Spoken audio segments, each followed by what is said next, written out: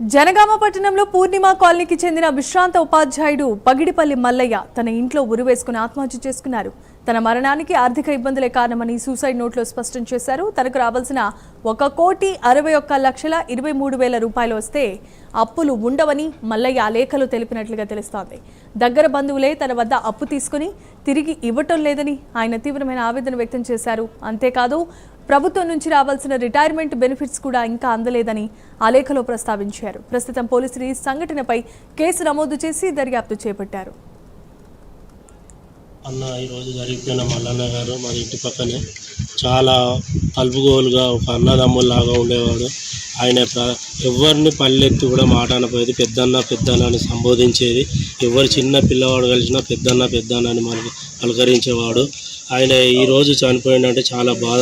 ప్రధానంగా ఆయన benefits retirement అయిన తర్వాత బెనిఫిట్స్ రాకపోవడం వలన ఆయన చనిపోయిండు. నోట్స్లో స్పష్టంగా రాసిండు, 20 పేజీల నోట్స్ రాసిండు.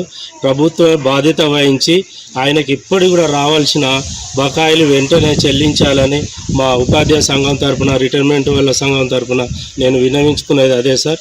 ఆయన కుటుంబాన్ని కూడా ఇప్పుడు ఆ చేదోడు వాదోడుగా ఇప్పటికైనా ఆ వచ్చే బెనిఫిట్ను త్వరగా అందించి మన తెలంగాణ ప్రభుత్వాన్ని కోరుకునేది. మరియు కోర్టు ద్వారా కూడా విన్నవించుకున్నాడట. అందరూ కలిసి ఆయనకు వచ్చే బెనిఫిట్స్ కూడా తొందరగా అందజేయాలని మేము కోరుకుంటున్నాం. ఆయన అయితే ఎవరిని హాని చేసే వ్యక్తి కాదు. కేవలం ఆయన చనిపోయింది అప్పుల వల్లనే చనిపోయిండు. మెయిన్ కారణము అప్పులకు వాళ్ళ బామ్మార్దులే. 3 బామ్మార్దులు ఉన్నారు. బామ్మార్దులు లక్షలలో ముంచిర్రు అతన్ని. మెయిన్ కారణం వాళ్ళ చిన్న బామ్మార్ది రత్నాకర్ ఆయనే, తర్వాత రెండవ వాడు మనోహరు. ఇద్దరు వల్లనే ఆయన మల్లయ్య సార్ ఈరోజు ఆత్మహత్య చేసుకున్నాడు.